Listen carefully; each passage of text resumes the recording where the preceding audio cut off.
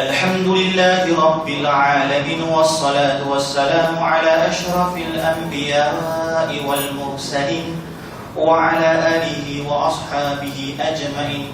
Allahumma nawwir qulubana bi nuri hidayatik kama nawwaltal arda bi nuri syamsika abadan abada bi rahmatika ya arhamar rahimin. Alhamdulillah ala kulli hal. Terima kasih sekali lagi kepada pihak pengurusan Surah Al-Ittihadiyah kerana sudi menjemput anak anda Rahman. Tuan-tuan puan-puan yang saya kasih ke Allah, saya ni tuan-tuan masih sepatutnya dalam mood muhasabah. Sepatutnya tak ada kuliah. Kenapa? Sebab semalam hari jadi saya. Bagi tahun ni bukan nak tuan-tuan buat hadiah, tak ada. Cuma sepatutnya kalau hari jadi, sepatutnya ustaz terbabit ataupun siapa sahaja yang hari jadi dia sepatutnya masuk dalam mood muhasabah. Tapi ada jemputan yang saya tak boleh tolak, khususnya pada surah Ittihadiyah yang kita tak boleh tolak lah sepatutnya. Maka saya nak bawa muhasabah tu pada kita malam ini. Kenapa? Sebab guru saya PM saya FB, dia PM pada saya, tuan-tuan, Masya Allah, buat saya hari ini nak kongsi pada tuan-tuan. Kata guru saya, ada seorang ulama silam, bila waktu hari jadi ni tuan-tuan, dia kumpulkan banyak-banyak kerikil, batu kerikil kecil-kecil. Maka setiap 1 jam hidup dia sepanjang umur dia 50 tahun, 60 tahun, maka 1 jam mewakili 1 batu kerikil. Maka dia buatlah tuan-tuan kira-kira, dia buatlah muhasab, maka dibandingkan batu-batu tadi dengan jumlah jam hidup dia. Tuan-tuan faham kan? 1 jam 1 batu kerikil dengan ucapan 1 istighfar, menandakan sekurang-kurangnya bahkan lebih 1 jam dia melakukan 1 dosa. Tuan-tuan, 1 istighfar dibandingkan ke dalam rumah di sini 1 istighfar, tuan-tuan, kata guru saya, penuhnya rumah itu dengan kerikil. Kata guru saya, Rahmat, hari ini guru nak, ustaz nak kamu kira, kamu punya 1 jam dengan 1 bata. 1 bata 1 jam. Tuan-tuan, saya tak mau sampai umur 30 tuan-tuan, tapi saya darab tuan-tuan, 1 jam, 1 hari 24 jam. 24 jam darab 365 hari tuan-tuan, dan darab dengan usia kita masing-masing. Saya kira tuan-tuan 120.210 biji batu. Dan tuan-tuan, saya tak ada kerja tuan-tuan. Saya pergi tengok tuan-tuan, satu batu tu berapa beratnya tuan-tuan? 1 kilo lebih kurang. 1 batu yang kita buat rumah. Tuan-tuan, kata guru saya, bayangkanlah dengan 120,000 batu itu, kamu pikul, kamu jinjing untuk menghadap Allah di mahsyar kelak. 120,000 kilo tuan-tuan. Allahumma salli ala sayyidina Muhammad. Maka guru saya hantar satu hadis Nabi SAW berkaitan tentang 4 perkara, betul tuan-tuan, yang anak Adam itu, yang saya tuan-tuan, yang takkan gerak kaki kita. Hadis yang masyhur, takkan gerak kaki anak Adam itu sehingga umur lagi ditanya kemana lagi dihabiskan. Masya-Allah. Maka umur kita tuan-tuan, masa saya tuan-tuan kat saya muhasabah, maka ni nak bawa apa tuan-tuan? Satu muhasabah penting, yakni kita dah berakhir dalam bulan Syawal. Dah habis. Dah habis dah. Sekarang bulan apa tuan-tuan?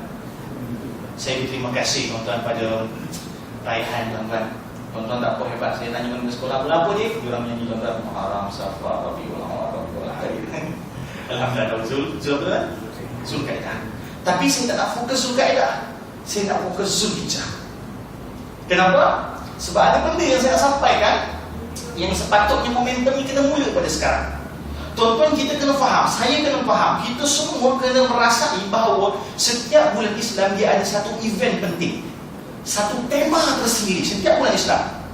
Kalau perasan, bulan Ramadan ada puasa, Syawal ada Idul Fitri, sebelum Ramadan ada bulan Syaban ada nisfu Syaban, sebelum Syaban ada Rajab, ada apa? Isra Mi'raj. Setiap bulan dia ada satu event penting, ada satu perkara penting, ada satu tema tersendiri. Dan kita tak boleh bakulkan, tak boleh generalkan semua event tu dengan ibrah yang sekaligus. Maksud apa ustaz? Macam ni, tuan-tuan, bulan Muharram ada apa tuan-tuan? Ada hijrah, kan?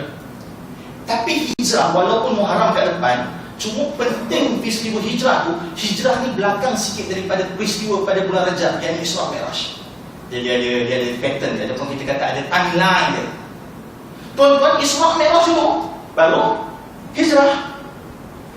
Tema Muharram ataupun tema hijrah beza dengan tema Isra Mi'raj. Tengok macam ni sah, macam ni.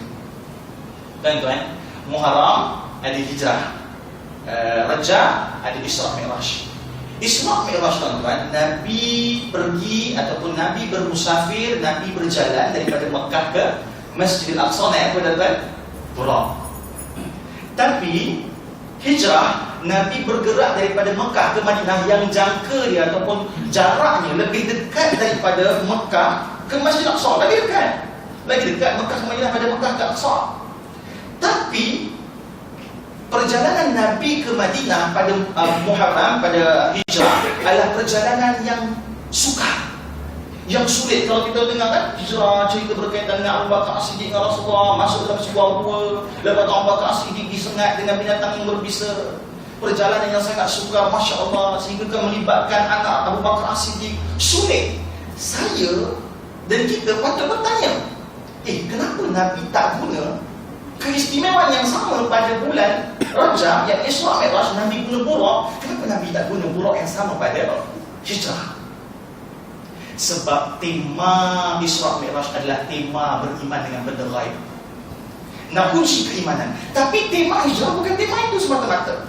Dia tema berkaitan tentang tema strategi Rasulullah, bagaimana Rasulullah dan Abu Bakar As-Siddiq tak ikut jalan yang sama. Itu kena bincang pada waktunya, pada hijrah. Tema Isra Mi'raj, tema benda yang lain. Nabi cerita benda-benda tak masuk akal, semua orang dah terlalu nonsense. Sebab apa? Mana mungkin ada Buraq kalau ikut akal mereka pada masa itu. Mana mungkin Muhammad boleh pergi ke Masjidil Aqsa dalam satu malam. Benda-benda yang tak masuk akal. Bulan Rajab, bulan untuk kita nilai balik diri kita. Adakah kita ini beriman dengan benda ghaib ataupun tidak? Tapi bulan hijrah, bulan strategi. Itu tajuk dia. Jadi bulan Ramadan, bulan apa? Bulan hamba dengan Tuhan. Bulan Syawal ada tema dia sendiri. Bulan hamba dengan hamba. Ada. Maka bulan Zulhijjah, bulan apa, tuan-tuan? Ya, bulan haji.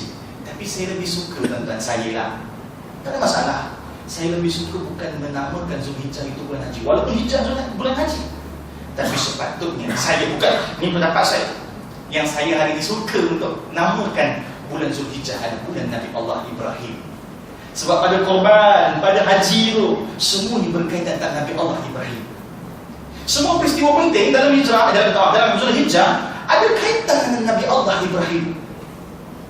Mesti ada. Korbannya, dia tahu, kisah korban antara Nabi Ibrahim Allah dengan Nabi Allah Ismail. Kisah hajinya, atau kisah kita kata pensyariatan ataupun sempena Safa ke Marwah, kisah antara Nabi Ismail dengan ibunya Siti Hawa. Tuan-tuan, bulan Zulhijjah adalah bulan untuk kita beriman ataupun kita mencontohi Nabi Allah Ibrahim. Maka hari ini sikit sebanyak saya akan list down beberapa karakter, beberapa sifat Nabi Allah Ibrahim yang boleh kita contohi. Yang lagi sebulan sampai kurang-kurang kita dapat semangat Nabi Ibrahim. Tuan-tuan, Allah mengisyaratkan, Allah bagi label, Allah bagi satu tamsilan, Allah bagi satu, kita kata, gambaran bahawa Nabi Allah Ibrahim bersamaan dengan satu umat. Satu umat. Nabi Ibrahim, bahasa kita, equivalent dengan satu umat. Kenapa? Sebab keimanan Nabi Ibrahim Allah itu lebih daripada sekalian iman sekalian umat. Tapi ada, tuan-tuan, satu sahabat Nabi yang juga, walaupun hadis ini agak lemah, tapi juga diberikan julukan yang sama seperti satu umat. Apa, tuan-tuan, imannya? Iman Sayyidina Abu Bakar As-Siddiq. Tuan-tuan, al-hadis itu, tuan-tuan, Nabi Allah, Nabi Rasulullah SAW mengisyaratkan bahawa iman Sayyidina Abu Bakar As-Siddiq, kalaulah diletakkan di atas sebuah neraca, sebuah penimbang, letaklah iman Abu Bakar As-Siddiq sebelah kanan, iman umat Rasulullah SAW sebelah kiri, maka lebih berat iman Abu Bakar As-Siddiq. Kenapa? Sayyidina Abu Bakar As-Siddiq mencintai, beriman kepada Rasulullah Sebab tak kala orang lain tak beriman kepada Allah. Begitu juga Nabi Allah Ibrahim, yang dia beriman tak kala telah hancur akidah tauhid atas muka bumi. Tuan-tuan kan? Sebab itulah bila dikatakan agama Hanif, merujuk kepada agama Nabi Ibrahim AS. Sebab Nabi Ibrahim dia yang masih lagi duduk dalam keadaan tauhid. Tak kala seluruh umat ketika itu dah sembah berhala. Kita flashback kejap. Ciri yang pertama yang kita perlu santuni ataupun kita perlu cuba untuk hayati ialah keimanan Nabi Allah Ibrahim. Iman yang bulat, iman yang tak ada tolak banding, iman yang kita kata tulus kepada Allah. Tuan-tuan, agama Hanif. Saya ambil Kiai Haji Zainuddin yang digelar sebagai Dai sejuta umat kalau kat Indonesia.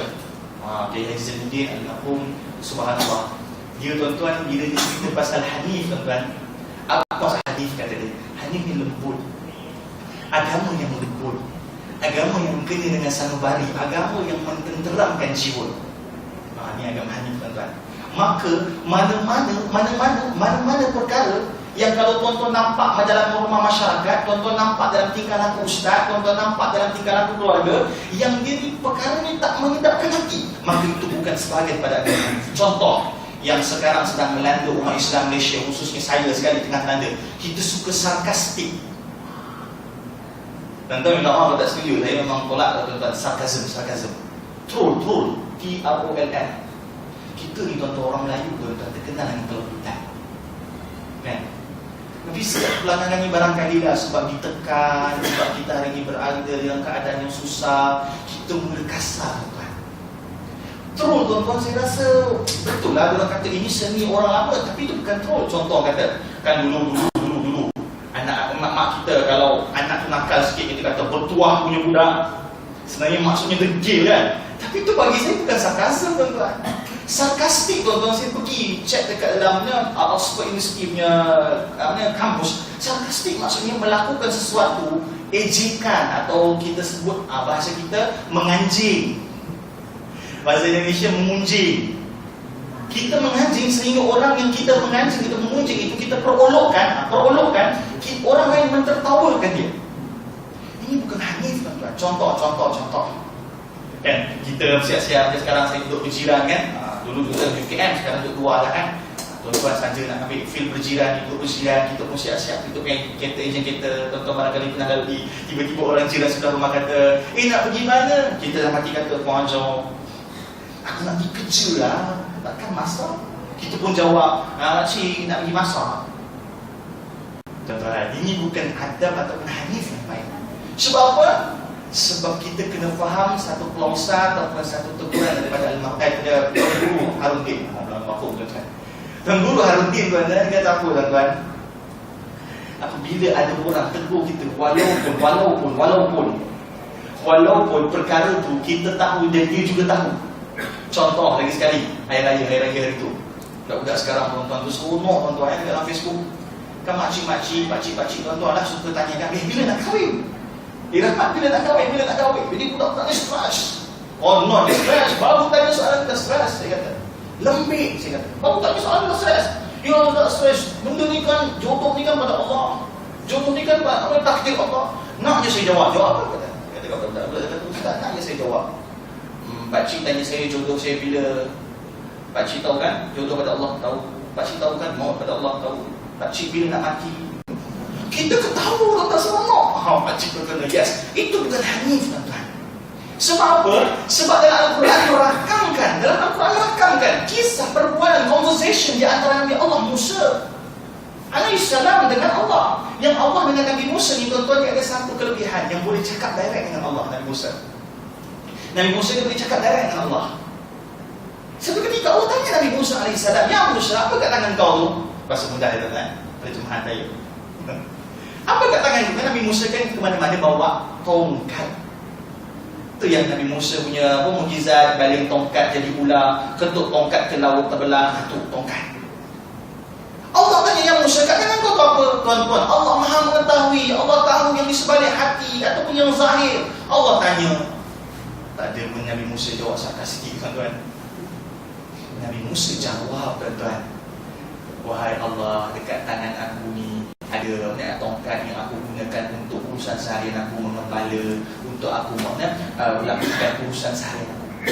Tuan-tuan, agama yang hanif, agama yang menenangkan jiwa. Kalau kita nampak ada perkara yang sedang berlaku dalam institusi kita, dalam masyarakat kita, dalam negara kita itu bukan merosakkan dalam proses risau, maka ia bukan sebagai agama hanif. Titik begitu. Maka kita tengok agama hanif sepatutnya terang, insya-Allah. Lagu pun lagu tak adalah kan yang yang tenang, hanif. Dan Nabi Allah Ibrahim adalah Nabi Allah yang diwujud sebagai agama hanif, agama Islam. Tuan-tuan, Nabi Ibrahim dikenal sebagai umat. Allah ni kan maha menciptakan. Soalan ni sebenarnya tuan-tuan, berada di Rasul, berada Syakiri tak jawab dah. Nasib baik saya baca tuan-tuan. Ustaz, Allah tu maha menciptakan. Maha menciptakan. Allah boleh ciptakan apa-apa. Boleh menciptakan apa-apa. Ustaz, boleh tak Allah ciptakan batu yang Allah sendiri tak boleh angkat? Boleh tuan-tuan. Tapi saya doa dalam hati, bagus tak ni? Sebab apa? Sebab kalau kita keras dengan dia, kita kata, iya lah, banyak-banyak pula, tetap masuk neraka. Sunat tak sunat? Kalau tak takut mereka menjadi sebahagian besar yang saya ada tuan takut mereka tuan-tuan. Sebagian besar tuan-tuan, bukan sikit tuan-tuan. Saya kalau 1000 tu besar lah bagi saya dah. Puluhan ribu orang dalam grup tuan-tuan, aktif saya sampai FB saya kena block tuan-tuan. Sebulan tak boleh nak kena komen. Berdebat dengan aktif ni, dengan aktif free thinker, agnostik pun ni banyak pecahan tuan-tuan. Tapi saya doa moga-moga budak ni lah, sebab tanya soalan macam ni lah, dia makin sayang pada agama. Saya nak jawab macam ni, saya teringat pada Syakir jawab. Tuan-tuan pun tahu jawapan dia kan. Sebelum saya tanya, saya kata, adik tengok cerita Samukong kan? Saya tepuk tuan-tuan. Sebab bila pada Syakir dulu cerita pada saya soal jawapan ni, saya teringat, ini macam Samukong. Adik tengok cerita Samukong? Abang Ustaz, saya tengok cerita Samukong TV tuan-tuan. Darjah segi 4 tuan-tuan. Tapi tak apalah, sekarang pun ada banyak program-program baik kan kat TV kan, Masya Allah kan, Didi and Friends kan, Masya Allah. Tuan-tuan, saya kata tengok cerita Samukong. Soalan ni terbit, soalan ni ada sebab dia tengok cerita Samukong. Samukong, kalau tuan-tuan tak tengok Samukong kan, dia kena hempap dengan batu dewa. Sebab apa? Dia nakal. Dia dewa tak boleh nak angkat batu tu tuan-tuan. Maka dia nak angkat batu, dia kena turun apa? Dewi Guan Yin kurang tuan-tuan. Kalau tak Guan Yin tu cap tangan macam ni. Tuan-tuan, dia dapat angkat batu tu bila ada Tuhan ataupun dewa yang lebih superior daripada itu. Maka Allah macam mana? Saya kata adik belajar kan? Belajar, adik pandai. Adik tahu kan mana baik mana buruk? Tahu. Adik tahu kan yang najis tak boleh makan? Tak tahu. Tak tahu, tak boleh makan. Adik, kalau adik makan najis tu maksudnya apa? Maksudnya saya ni orang gila Ustaz, saya ni bukan orang pandai, saya ni bukan manusia. Maka kalau Tuhan buat benda yang tak masuk akal bagi dirinya, Tuhan itu telah hilang kelayakan Tuhan. Sebab Tuhan selain daripada maha menciptakan, Tuhan juga adalah maha bijaksana. Maka sebab maha bijaksana, Allah takkan buat benda yang menyusahkan dirinya, membodohkan dirinya. Betul dah tuan. Ustaz tanya lagi, lihat dulu. Sini soalan tuan. Kalau kita tak jawab, okey adik satu-satu. Nabi Allah Ibrahim ada ciri tuan-tuan. Kalau tuan-tuan nampak anak tuan-tuan, doa banyak-banyak. Sebab saya ada seorang ibu bapa tanya kepada saya, Ustaz, anak saya suka tengok seorang pelik-pelik Ustaz. Risau saya, bagus risau. Tapi sangka baik dengan Allah dan ambil langkah jaga-jaga, precaution. Budak-budak macam ni lah tuan-tuan, dia ajar masuk bidang agama tuan-tuan. Baguslah dia masuk bidang sains, bagus. Tapi tuan-tuan masuk kau budak pandai dalam bidang agama. Kenapa? Lagi tajuk sikit, tapi tak apa. Kadang-kadang kita nampak institusi agama ni tuan-tuan, dia jadi tempat untuk campak budak-budak bermasalah dengan harapan jadi baik. Amin, insyaAllah jadi baik. Cuma tuan-tuan, saya bagi analogi mudah. Budak ataupun pelajar masuk ke dalam universiti, ambil jurusan perubatan, dia belajar untuk jadi doktor tuan-tuan. Bukan dia masuk jurusan perubatan untuk hilangkan sakit dia. Macam ni tuan-tuan, lagi mudah. Ada seorang penyakit sakit kanser tuan-tuan, stage 4. Datang jumpa orang semua, kata apa sih patut buat? Aku pergi ambil jurusan perubatan. Tak tuan-tuan, pergi masuk hospital. Faham tuan-tuan? Masuk hospital untuk rawat sakit. Maksudnya dia ambil jurusan perubatan untuk jadi doktor. kita silap barangkali, sikit silap. Kalau budak tu bermasalah, kita masukkan dalam sebuah institusi agama dengan niatnya untuk jadi pakar agama, barangkali tak tepat. Tapi boleh jadi tepat, boleh jadi. Sebab ada sejarah menunjukkan orang-orang yang dahulu dijahil bila dapat kenal agama dia hebat, dia jadi superior. Betul. Tapi kalau boleh yang terbaik, ada anak-anak tuan-tuan yang bijak-bijak ni, Masya Allah, bijak-bijak, boleh baca ensiklopedia pada usia yang sangat muda. Pagi tuan-tuan, dimasuk tuan-tuan dalam bidang agama, supaya betul-betul jadi alim, supaya betul-betul jadi faqih dalam bidang agama, jadi betul-betul orang yang pandai tuan-tuan. Okey, titik. Nabi Musa alaihissalam, dia tengok semua kebobrokan yang berlaku, maka dia buat satu perancangan yang bijak. Bijak tuan-tuan.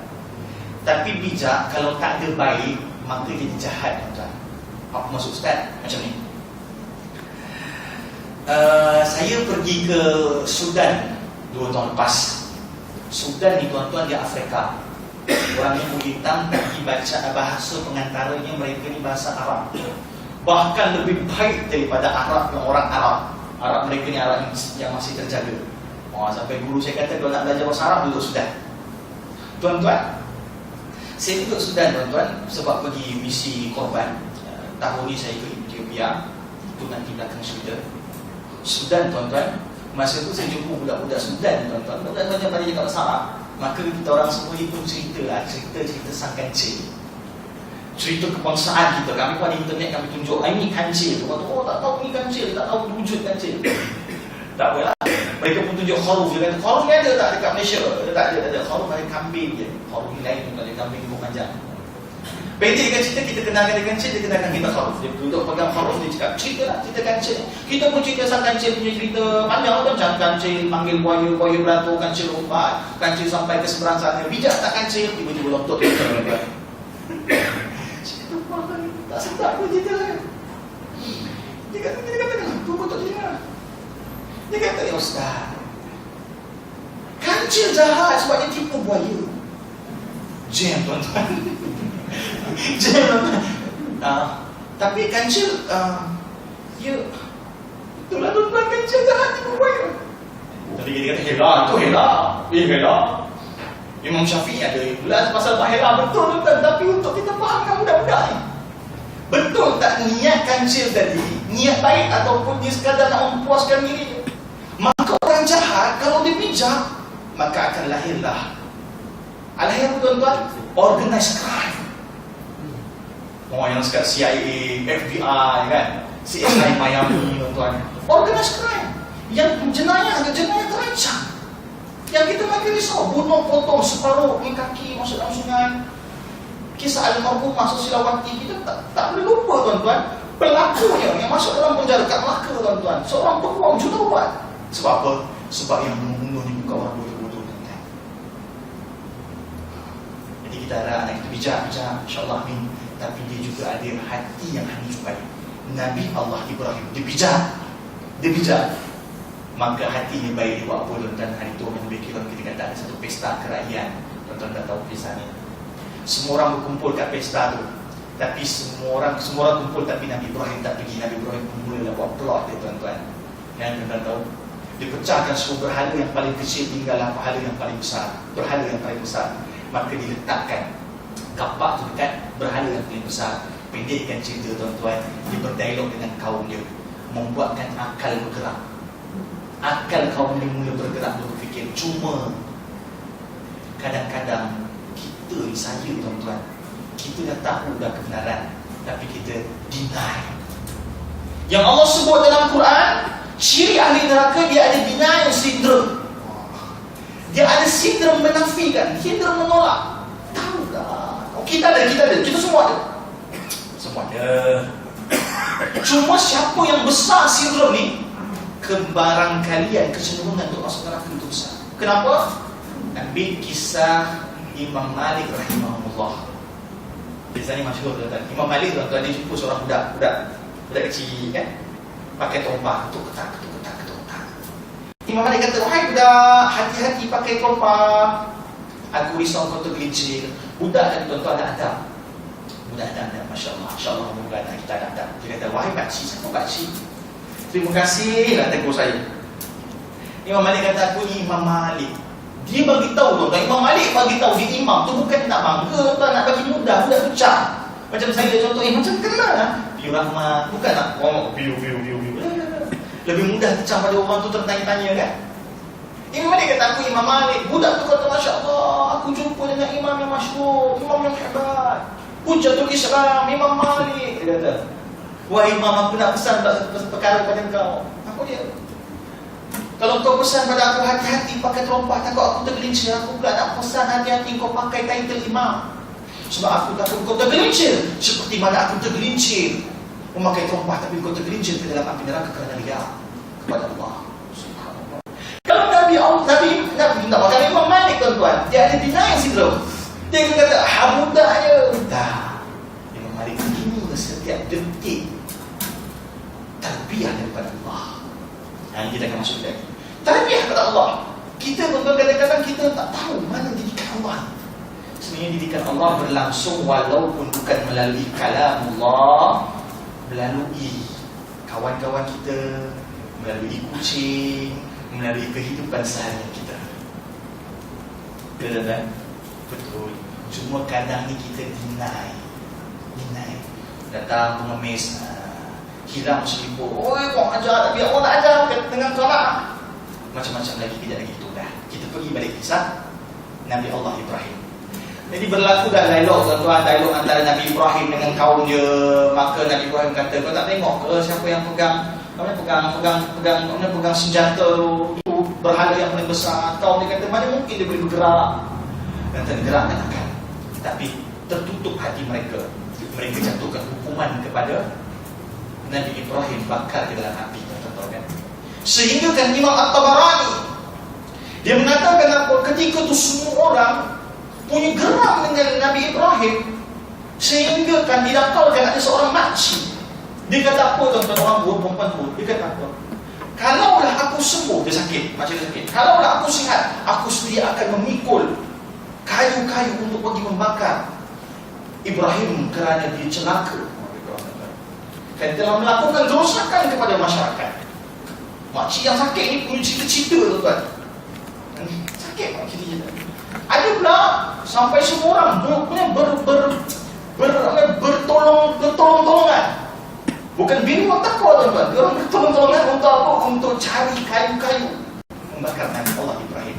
Ini syirik kedua tuan-tuan dari agama yang Hanif. Syirik kedua. Dia sebenarnya masuk lagi dalam Hanif tadi tuan-tuan. Apa yang Nabi Allah sebut apabila dia nak selipar ke dalam api yang besar? Hasbunallah wa ni'mal wakil. Cukuplah Allah, cukuplah Allah sebaik-baik perlindungan, sebaik-baik wakil. Hasbunallah. Tuan-tuan, saya cakap pada diri saya, kadang-kadang kita mencari kabel yang besar. Saya cari kabel besar. Sebab apa? Takut kena ban. Kadang-kadang kita cari kawan yang barangkali boleh selamatkan kita daripada bisnes kita jatuh. Betul. Semua tu betul. Untuk jatuh dalam surga dakwah betul juga. Kadang-kadang kita kawan ayah ni kan. Kadang kita kawan juga. Tapi jangan letakkan mereka sebagai paksi ataupun tali yang paling besar untuk mencapai keselamatan. Sebab berapa kali dalam kehidupan kita, tuan-tuan saya, tuan-tuan kita semua, pernah tak kita ingat? Kita kata habislah, mati lah, aduh, pernah tak? Mampus. Contoh-contoh, teringat besok Allah, besok ada kerja, assignment, bicara pagi, lupa nak siap. Habis lah, bicara tak datang. Berapa kali Allah selamatkan kita, tapi kita sedar. Berapa kali kita sebut mati, tak mati tuan-tuan. Berapa kali kita muflis, berapa kali kita tak ada duit, berapa kali kita temui jalan kebuntuan, tapi Allah selamatkan. Cuma kita tak seperti Nabi Allah Ibrahim yang betul-betul faham. Hasbunallah wa ni'mal wakil.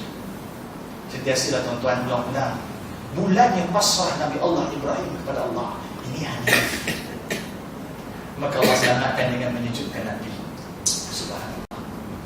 Tuan-tuan, habis di situ berhenti seketika di satu plot ataupun satu timeline, satu episod Nabi Ibrahim dengan kaumnya yang kufur, yang telah mendapat azab daripada Allah, maka kita pergi kepada plot yang kedua ataupun episod yang kedua. Dia nak masuk dekat musim haji, tuan. Sekali lagi menceritakan Nabi Ibrahim ini adalah kepercayaan dan kebergantungan kepada Allah. Kisah dia dengan isterinya dan juga Nabi anaknya, Nabi Ismail. Dalam riwayat menyatakan, tuan-tuan, Nabi Ibrahim nak dapat Nabi Ismail bukan mudah, tuan-tuan. Nak dapat anak Nabi Ismail kan? Dengan isteri pertama tak dapat, tuan-tuan. Maksudnya apa? Kalau kita jadi Nabi Ibrahim, anaknya akan jadi anak kesayangan. Tak. Akan jadi anak kesayangan. Sebab apa? Susah nak dapat. Saya tak tahu, tuan-tuan. Saya belum kahwin, ya. Saya tak tahu perasaan, tuan, tapi saya nampak berapa ramai yang jumpa saya. Saya tak kahwin lagi, Ustaz. Wah, Ustaz, saya tak pandai. Saya nampak kegusaran kan pada muka dia. Ustaz, tolong, Ustaz. Saya doa, tuan, tapi doa saya pun tak mampu. Doa isteri tak jumpa dia. Dia tak gelak, tuan, muka masalah ni. Saya doa lah, Masya Allah. Tuan-tuan, bila dapat di baru ni lah, nak kira usaha, dia dapat anak, tuan-tuan, gembira, dia buat kenduri, dia buat tampak gembira, tuan-tuan. Sikit lagi, tuan-tuan. Sikit lagi, insyaAllah. Nabi Allah Ibrahim diberikan satu tugasan untuk meninggalkan anak dan isterinya di tengah padang yang tandus. Tuan-tuan, tinggal satu hal, tuan-tuan, tinggal di tempat yang tandus.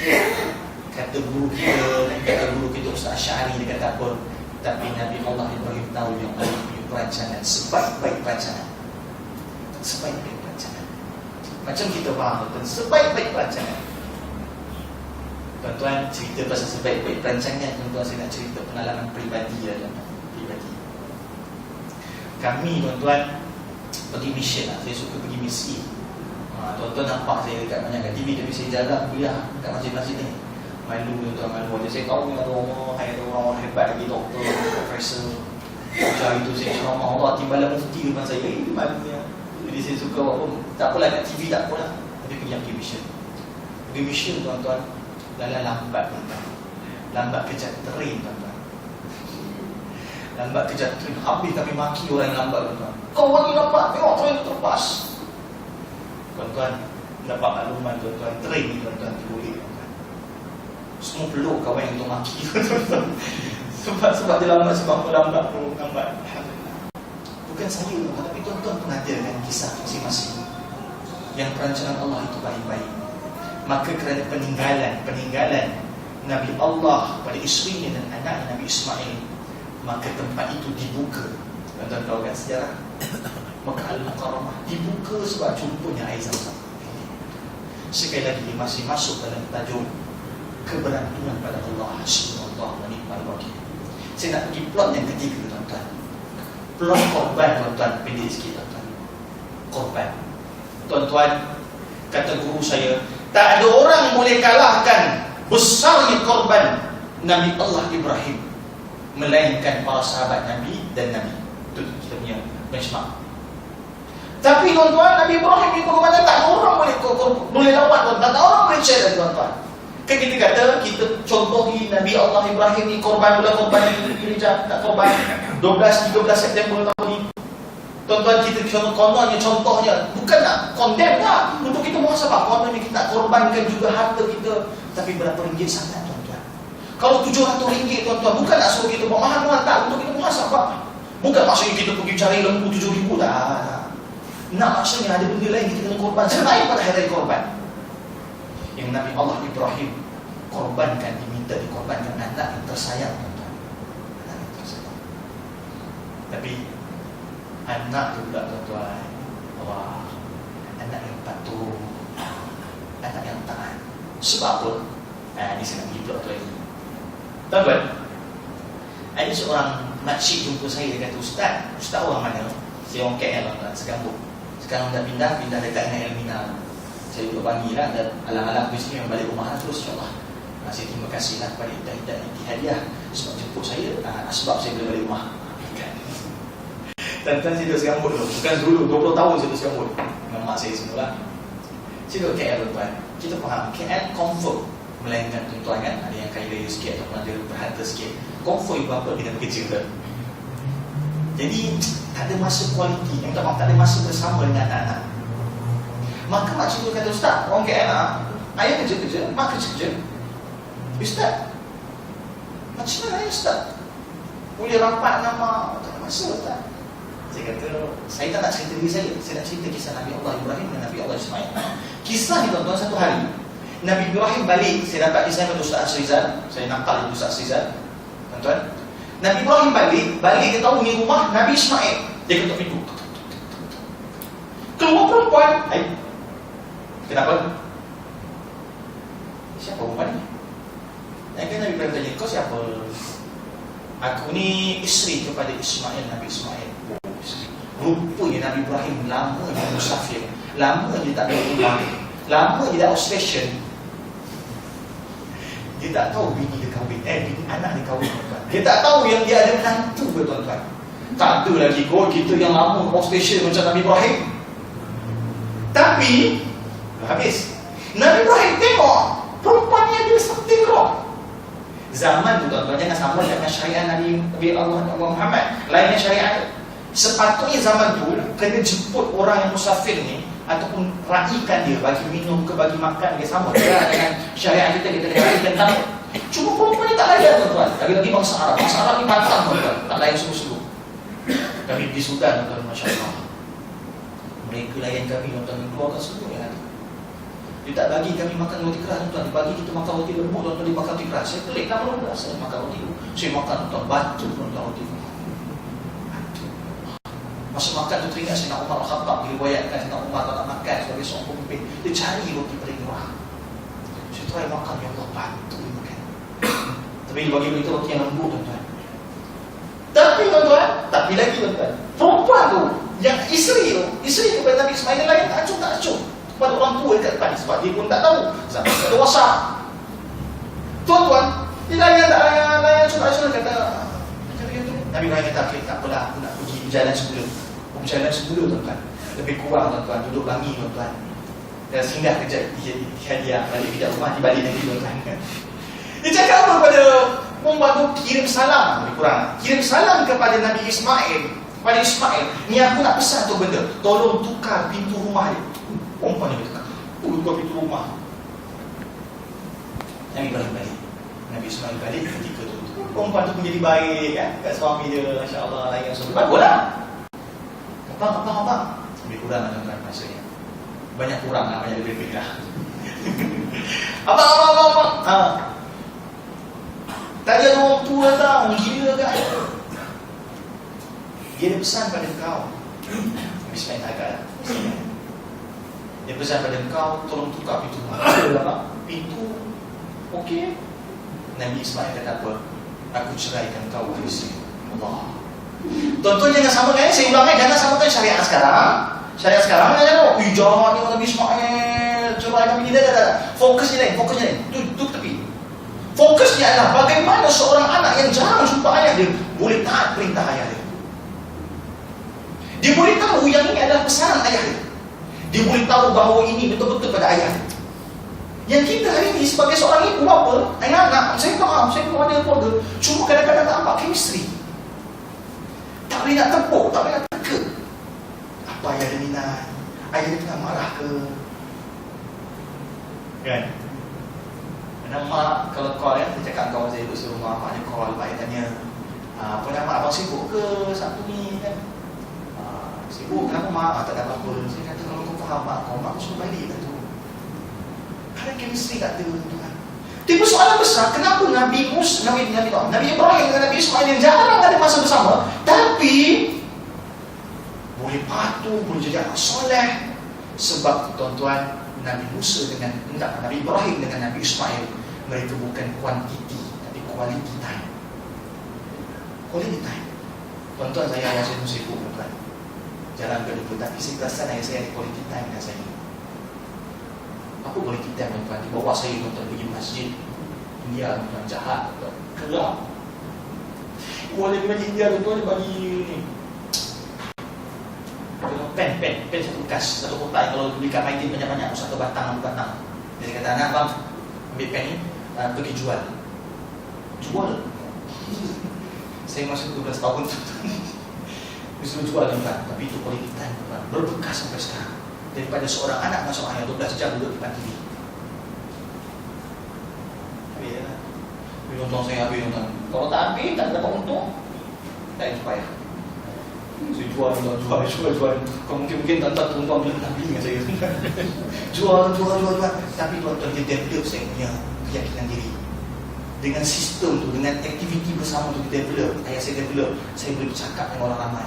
Saya boleh public relation. Jarang tuan-tuan. Saya ingat, barangkali sampai sekarang pun saya susah nak orang saya. Tapi ada quality time. Adalah berapa lagi kita cerita tentang quality time. Tuan-tuan, Nabi Ibrahim dengan Nabi Ismail banyak quality time atas agama.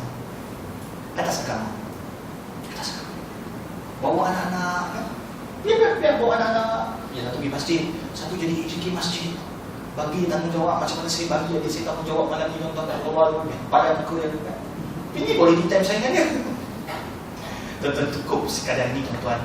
Tapi saya nak katakan Nabi Ibrahim ada keyakinan yang mutlak pada Allah. Dan Nabi Ibrahim hidup berkeluarga atas agama. Ada lagi banyak tuan-tuan saya siap buat ni tuan-tuan, sebab itu hadiah saya nasihatkan tuan-tuan yang sudah datang hari satu. Syekh Muhammad Khalid datang tuan-tuan, ambil berkat. Saya tunggu Syekh Muhammad Khalid datang kajang hari Ahad. Tuan-tuan ambillah berkat besok. Datang tuan-tuan. Dan tuan-tuan, sementara Syekh Muhammad Khalid datang, dia pun besok untuk Syam, untuk Syria. Besok kan, buka tabung untuk Syria. Saya pun buka tabung untuk Syria, tapi tak boleh besok untuk bawa duit. Tapi tak payah dengan saya. Saya buka juga, bisa fokus untuk pelarian perang Syria yang kanak-kanak nak belajar. Tapi terus pada Syekh Muhammad Khalid tuan-tuan, pegang sanad tertinggi Al-Fatihah tuan-tuan. Pendekkan tuan-tuan, saya pergi ke Jordan tuan-tuan, insya-Allah. Sempadan Syria tuan-tuan. Kami bawa Quran tuan-tuan. Bawa Quran. Ini saya cerita pengalaman kat Syria tuan-tuan. Mereka tak jumpa Quran tuan-tuan. Jangan harap orang Jordan nak tolong tuan-tuan. Kenapa belaskan? Mereka bangsa Arab yang sama, tapi mereka ada darjat tuan-tuan. Macam kita, jangan cakap orang macam kita tuan-tuan. Kita pandang rendah pada itu tuan-tuan. Sama. Sedangkan sekutu sama. Barangkali tak ada kat sini, tapi ada antara kita. Itu ni. Dia barangkali ada kekurangan. Mereka tuan-tuan orang Jordan tuan-tuan, mereka rasa mereka ni keturunan King Hashim. Hashim ni Hashim. Mereka rasa mereka ni Bani Hashim. Kalau mereka mulia tuan-tuan. Mereka orang Syria, mereka acuh-acuh. Pendekkan tuan-tuan cerita tuan-tuan, mereka ni punya letak ada connection antara Jordan dan Syria ni. Quran pun mereka tak bekalkan kepada orang Syria. Orang Syria memang bangsa Arab, tapi bukan semua pandai baca tuan-tuan. Bukan semua pandai baca Quran. Kami bawa Quran tuan-tuan, wakaf Quran tuan-tuan, kami bagi tuan-tuan insya-Allah makcik. Saya boleh tunjuk gambar insya-Allah nanti tuan-tuan fly lah. Tapi saya nak post sikit kan, sebab kami tengah buat wakaf Quran tuan-tuan. Makcik nak pegang tuan-tuan, takut ketang tuan-tuan ketat. Sebab apa? Lama tak pegang, takut dilaknat oleh Quran. Bila dah pegang tuan-tuan, dia tengok macam tak dapur tuan-tuan. Dia nampak macam tak dapur tuan-tuan, macam takut. Itulah kan sebab kita warga dulu. Dia pegang tuan-tuan, dia menangis tuan-tuan. Dia buka tuan-tuan, kekuk muka dia. Kami pergi ke Sudan tuan-tuan. Ini tahun lepas.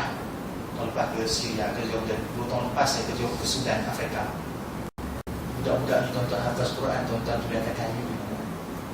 Papan, berapa tahun papan. Berapa dia otak-otak kita di zaman-zaman dulu kan. Nama perang Jepun dulu dia atas papan, atau batu. Mereka masih gunakan sebab apa tuan-tuan?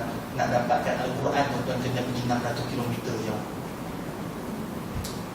Dekat Ustaz 600 km tuan-tuan, mana ada highway tuan-tuan.